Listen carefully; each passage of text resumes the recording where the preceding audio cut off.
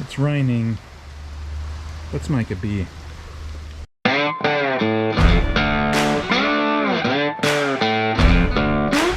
As far as your ingredients goes, you're going to need your home brew. You can either use one of these partial mash kits, or you can get like a tinned one. Anything that's a dark ale. You need your smoked grain, your yeast. I use a US-05 yeast, Hallertau hops, some Brew booster, and some Dextrose. Now, first thing we're going to do is we're going to heat up 1 litre of water to 60 degrees. While we're waiting for that to boil, we can sanitize the fermenter. And sanitization is one of the most important aspects. There's 3 things you want to make sure that you get right with this. First, make sure everything's sanitized very well. Second, your temperature. And third, the yeast. You want to throw away the yeast that comes with most kits and buy yourself a specific yeast. We've got this now at 60 degrees. So now we add our smoked grain. This stuff here, this is Manuka smoked, smoked grain. And just chuck that in. Man, that smells good. And we are going to steep this for 1 hour. And we want to keep it at 60 degrees or as close to 60 degrees as possible. And then we're going to add it to the fermenter. Now, I forgot to add this to the shopping list at the beginning, but you're going to need some cacao nibs. Okay, so you're going to add 100 grams of that to a jar or wherever, and you're going to roast it in the oven for 10 minutes at 175 degrees. And then you're going to chuck that into the fermenter. 11 minutes later. Okie dokie, that's done.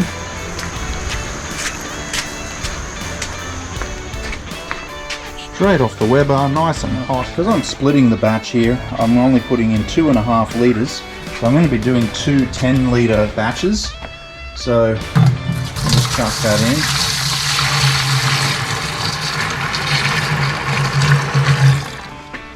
I'll just add some water and get to wash out whatever's left of the mash in the jug. May as well add our Brew booster and our Dextrose. Okay, we'll add now 125 grams of Dextrose.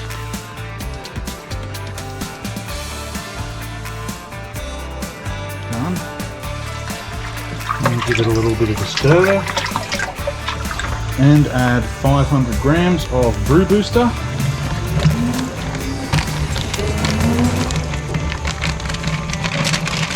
Okay, so I've got our cacao nibs here. And what I've done is I've gotten one of these knee-high stockings. They actually work really good for hop socks and adding anything to your wort. There you go. So just chuck that in there, nice and simple. And then I can throw that into the fermenter. A few moments later. Now we add the grain to our wort. So just pour it straight in.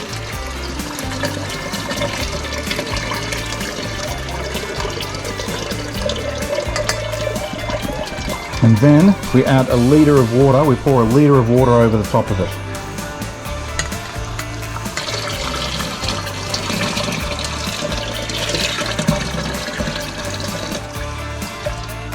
Okay, now we chuck the grain out.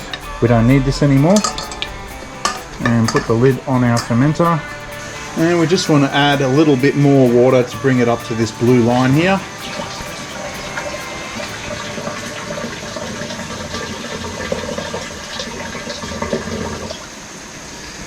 So that gives us our 10 litres. Now what we've got to do is we have to take a gravity reading. And to do that, you want it to be sitting at 20 degrees. Let's just wipe some of the fog off that one. So 20 degrees. Reason for that is that's what the hydrometer is calibrated to. So we've got the hydrometer in there, It is reading at about 1064, 1063. Yeah, so we'll check that again in about 2 weeks. Okay, so now just before we put the yeast in, I'm just going to give this a bit of a stir. I want to aerate the work.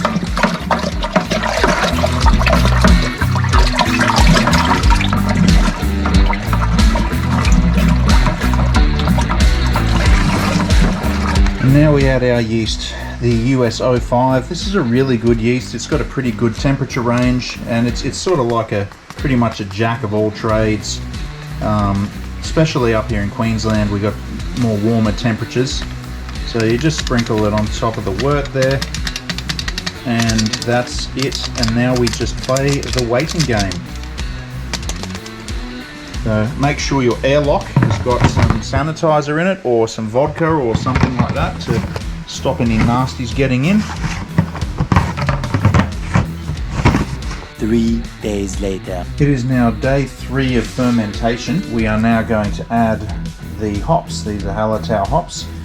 Stockings make really good little hops bags actually. So yeah, they work really good because they stretch a bit too, so they're not going to rip open. So take the lid off there and drop your hop bag in there, and there you go. And they stay in there for the duration of the fermentation process. 2 weeks later. That's sitting at about 10-12. So we'll check it again in 24 hours, and if it's still sitting at that level, we can then cold crash. And she's still sitting around the 10-12 mark there, which means fermentation has finished. So now we cold crash it. So we chuck that in there. I've got the wort is currently sitting around 18.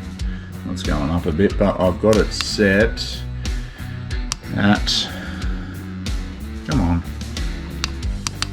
1 degree. Okay, so it's going to sit at that for a couple of days, and then we can bottle it or keg it if you want. 3 days later. Now the cold crashing's finished, we can now bottle our ale. And I'll tell you what, this smells so good.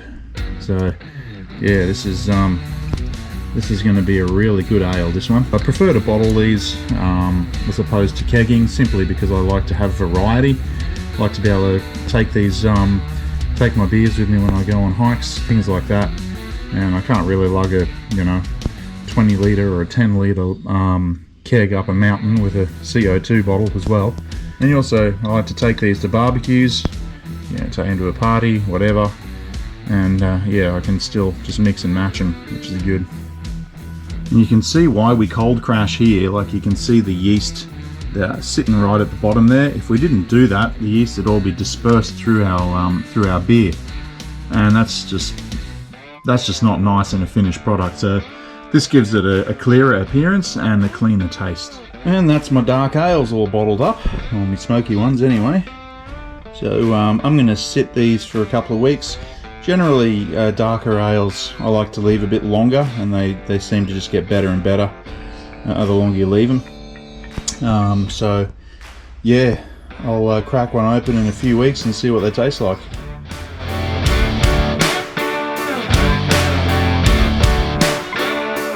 And I'd also like to take a moment to say a huge thank you to Gel Builder, who made this for me, which is absolutely fantastic. Thanks heaps, mate. I'll put a link in the description. So if you wanted to make you one of these little coasters with attitude, go check him out.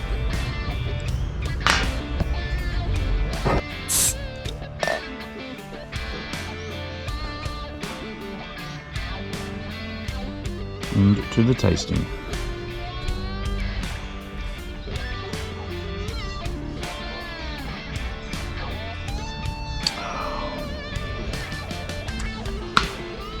Can definitely taste that nice smoky flavour in there.